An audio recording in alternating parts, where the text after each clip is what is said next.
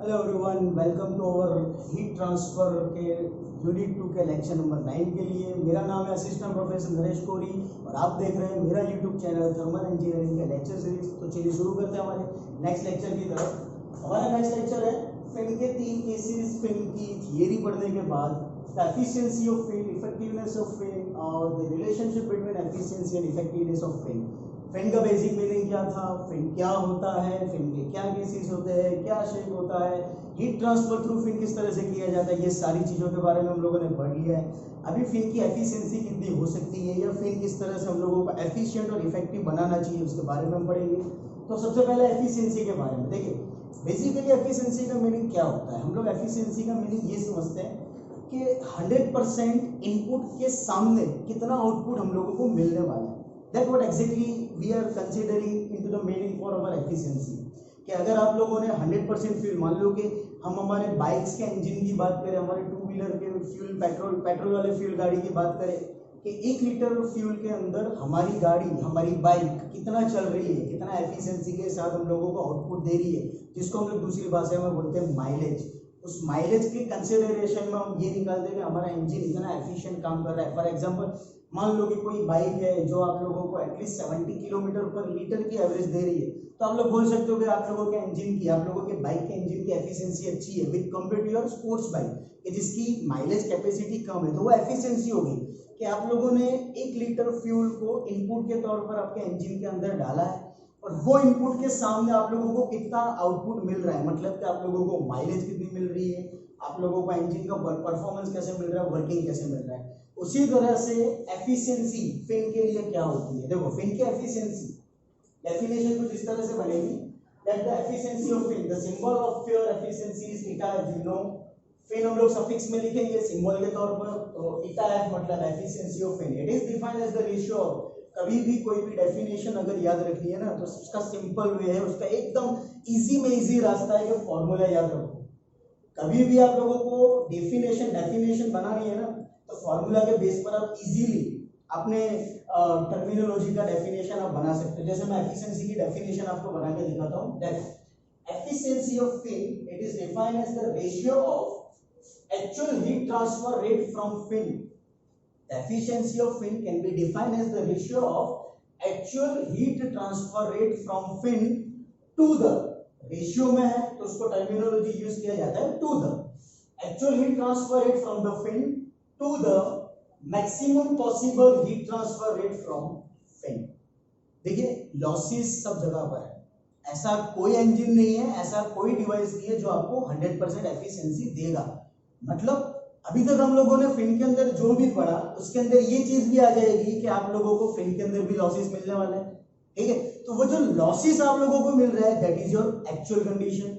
आप लोगों को लॉसेस के साथ में जो आउटपुट मिल रहा है that is your actual condition. लेकिन अगर आप लॉसेस को नेग्लेक्ट कर दो, तो अगर आप लॉसेस को नेग्लेक्ट कर रहे हो तो वो आपकी थियोरेटिकल कंडीशन हो जाएगी। जैसे कि आप लोगों ने इंजीनियरिंग थर्मोडायनेमिक्स में पढ़ा था PMM1, perpetual motion machine of first kind on the basis of your first law of thermodynamics. कि अभी हम लोग एक ऐसा मशीन सोच सकते हैं कि जिसके अंदर हम लोगों को 100% एफिशिएंसी मिलेगी, बट प्रैक्टिकली तो ऐसा है नहीं। वही कंसेप्ट आप लोगों के फिन के अंदर आएगा। वो सेम कंसेप्ट हम लोग यहाँ पर अप्लाई करेंगे। कैसे कि फिन का यूज हम लोग एक्सटेंडेड सरफेस जिसको बोलते हैं उसका यूज हम लोग करते हैं to increase the rate of heat transfer. अभी रेट ऑफ हीट ट्रांसफर बढ़ाने के लिए आप लोगों ने फिन का यूज तो कर लिया, लेकिन इट इज नॉट पॉसिबल कि वो आप लोगों को 100% एफिशिएंसी के साथ में काम देगा या 100% एफिशिएंसी के साथ में आप लोगों को आउटपुट देगा। फॉर एग्जांपल, हम लोग बात करें हमारे बाइक्स के इंजन की। हमारे बाइक्स के इंजन के ऊपर, सिलेंडर के ऊपर जो भी एक्सटेंडेड सरफेसेस होती है, वो एक्सटेंडेड सरफेसेस देने का मतलब ये होता है कि जब हमारा व्हीकल रनिंग कंडीशन पर है, जब सिलेंडर का temperature 700 degree to 800 degree celsius temperature है, तो whatever the air is coming towards your fins, जो भी एयर आप लोगों की फिन्स के साथ में स्ट्राइक करेगी, इट इज नॉट नेसेसरी कि उसकी 100% कूलिंग इफेक्ट आप लोगों की फिन को मिलेगी। क्यों? क्योंकि लॉसेस होगा। लॉसेस कहां पर होगा? तो फिन हीट गेन करेगा फिर लूज करेगा। ये जो लॉसेस हो रहा है that is your actual condition. और अगर हम ये मान लें कि हम लोगों ने जो भी एटमॉस्फेरिक एयर आपके फिन के साथ में डायरेक्ट कांटेक्ट में लेकर के गए, जो आप लोगों के हीट ट्रांसफर के लिए यूज हो रहा है, जस्ट कंसीडर दैट कि वो कभी गर्म ही नहीं हो रहा है, वो ठंडा का ठंडा रहेगा। That is not possible practically. अगर वो कूलिंग इफेक्ट के साथ में रह रहा है, इसका मतलब ये हुआ कि आप लोगों को मैक्सिमम पॉसिबल हीट ट्रांसफर दे रहा है। तो ये कंडीशन आप लोगों के लिए हाइपोथेटिकल कंडीशन हो गई, ये कंडीशन हमारे लिए प्रैक्टिकल कंडीशन हो गई। तो एफिशिएंसी एक्चुअली यही है कि प्रैक्टिकल और हाइपोथेटिकल कंडीशन के बीच का रिलेशनशिप। डेफिनेशन फिर से बताता हूँ, efficiency of fin is defined as the ratio, मैंने पहले बोला रेशियो, डिनोमिनेटर न्यूमरेटर का रिलेशनशिप आ रहा है, तो always say the word ratio. It is the ratio of actual heat transfer rate from fin to the maximum possible heat transfer rate from fin. कितना fin heat transfer कर सकता था, लेकिन कितना वो कर रहा है।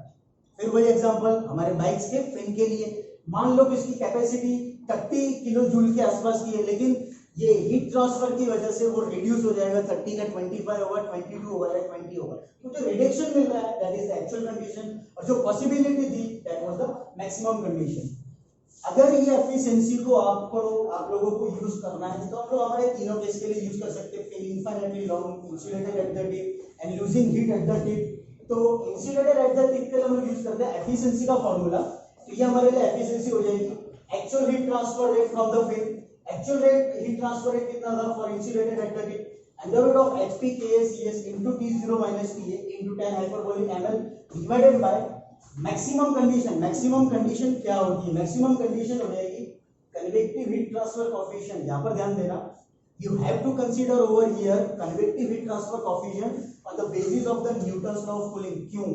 क्योंकि फिन कभी भी conduction process, maximum possible heat transfer के लिए आपको कन्वेक्शन प्रोसेस ही ध्यान में रखना है। क्यों?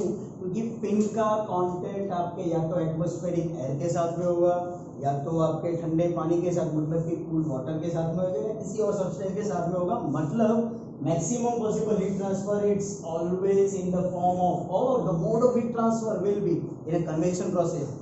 तो ये convection process Newton's law of cooling आप लोग पढ़ चुके, मैंने आप लोगों को बता दिया था। ये उसी का फॉर्मूला है, H A एरिया का मतलब पेरीमीटर इनटू लेंथ और टेंपरेचर डिफरेंस। मैक्सिमम पॉसिबल हमारे लिए ये होगा। फॉर्मूला का सिंपलीफिकेशन करो, this T0 minus TA will be cancel out, ठीक है। 10 hyperbolic ml will be as it is, H and P under root of H under root of P will be cancel out। यहाँ पर बचेगा root KACS। ये numerator में, इसको denominator के भी डिनोमिनेटर में ले आओ। यहाँ पर हो जाएगा आपके पास में,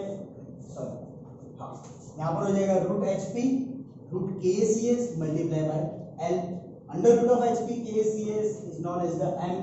तो एफिशिएंसी का formula insulated at tip point के लिए बनेगा 10 hyperbolic ml divided by ml।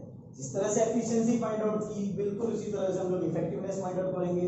जैसे एफिशिएंसी की डेफिनेशन बनाई वैसे हम लोग इफेक्टिवनेस की डेफिनेशन बनाएंगे। इट इज सबसे पहले symbol epsilon F, epsilon is the symbol for the effectiveness, और सफिक्स में आएगा small f, effectiveness for the fin.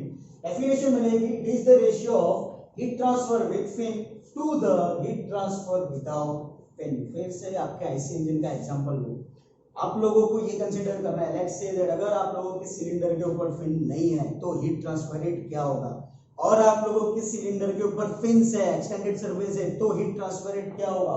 Formula apply करते हैं इनफाइनाइटली लॉन्ग फिन के लिए, effectiveness of fin infinitely long fin है, ये आप लोगों के लिए हीट ट्रांसफर विद फिन का under root of hp KACS into T0 minus TA divided by heat transfer without fin. फिर से आप लोगों का सिलेंडर एटमॉस्फेरिक एयर के कांटेक्ट में, एटमॉस्फेरिक एयर के कांटेक्ट में है, मतलब कि फिर कन्वेक्शन प्रोसेस होगी।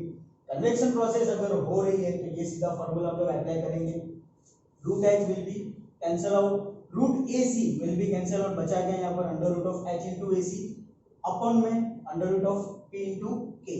तो ये T0 minus TA will be cancel out. तो इफेक्टिवनेस का formula for infinitely long fin हो जाएगा हमारे लिए under root of PK upon HAC।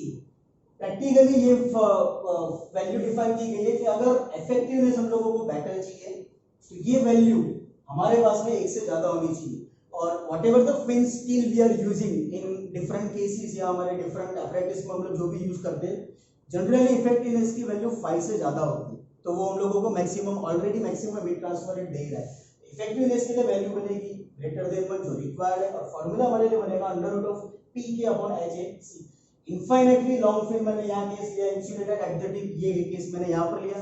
Exam में तुम लोगों को 3 मार्क्स का सवाल है, एग्जाम में तुम लोगों को कोई भी केस पूछ सकते हैं that define the efficiency formula and effectiveness formula for fin losing heat at the tip. The करना सिर्फ इतना है, तुम्हारा जो न्यूमरेटर है वो चेंज होगा। जो हम लोगों ने heat transfer rate find out किया था वो फॉर्मूला यहाँ पर आएगा। Your denominator for both the case will be same, सिर्फ न्यूमरेटर में चेंज आएगा, वो चीज ध्यान में रखना। जो केस दिया है उसी केस के बेस पर आप लोगों को आपका न्यूमरेटर रखना है, डिनोमिनेटर। जिस तरह से एफिशिएंसी मिली, इफेक्टिवनेस मिली, लास्ट वन उसका रिलेशनशिप। पेन, यहाँ पर हम लोग केस ले लेते हैं for fin insulated at the tip. Effectiveness, let's say that effectiveness आपके लिए ये रही।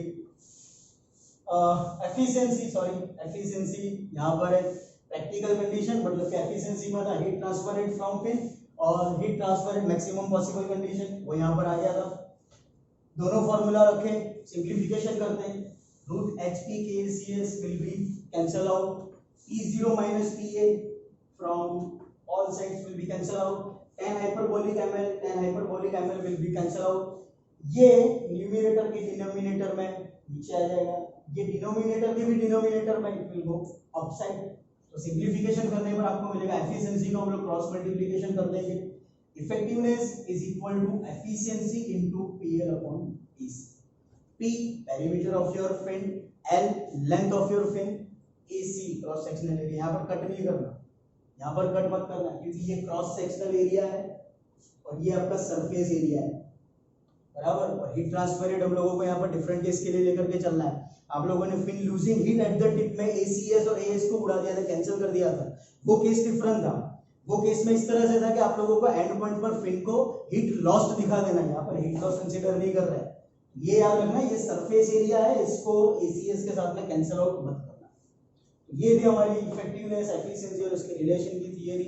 GTU में सवाल आता है, 3 मार्क्स का सवाल है। अगर थियरी नहीं आ रही है तो इसके बेस पर 4 मार्क्स में एग्जाम्पल 110% होगा। आई होप कि आपको समझ में आया होगा। अगर कोई क्वेश्चन है तो आप मुझसे पूछ सकते हैं। Thank you so much.